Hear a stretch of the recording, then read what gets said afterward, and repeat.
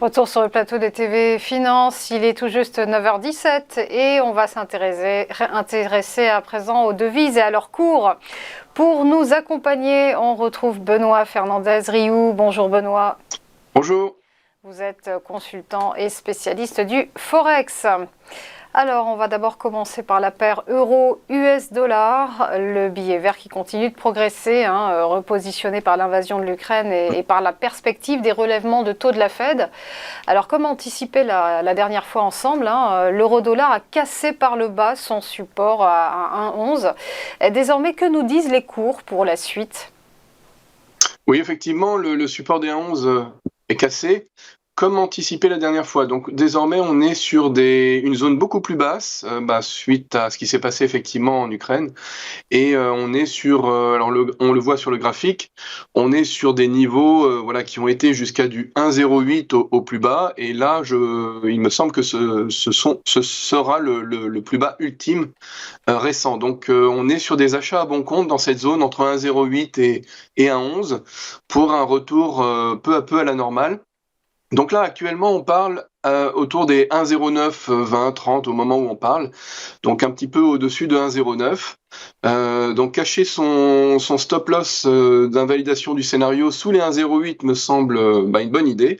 Et d'un point de vue technique, un retour vers les 1,11 pourrait se survenir. D'autant plus que cette semaine, on a effectivement la Banque centrale américaine qui va parler, la Fed, dans 2 jours. Mais tout est déjà pricé dans les cours et on ne devrait pas s'attendre à une surprise. On s'attend juste à une relève des taux d'un quart de point, donc 0,25%.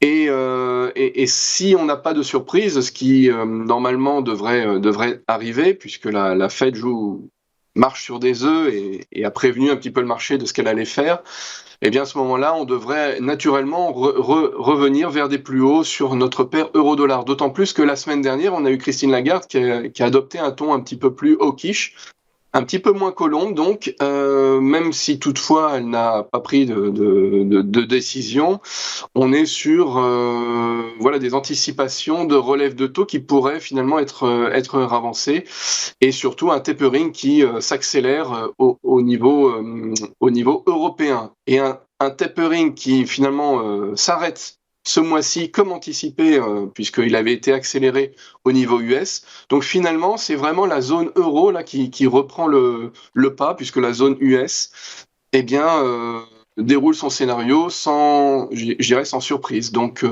à la faveur de tout ça, c'est plutôt l'euro qui devrait en profiter face à un dollar qui, sans surprise, devrait rester plutôt stable sur la paire euro-dollar, je précise. Donc plutôt des achats à bon compte, sur des niveaux plutôt faibles, avec des stops sous les 1,08, clairement sous les 1,08 évidemment, et un retour probable vers les 1,11 sans trop de difficultés, voire même à 1,1150, pourquoi pas.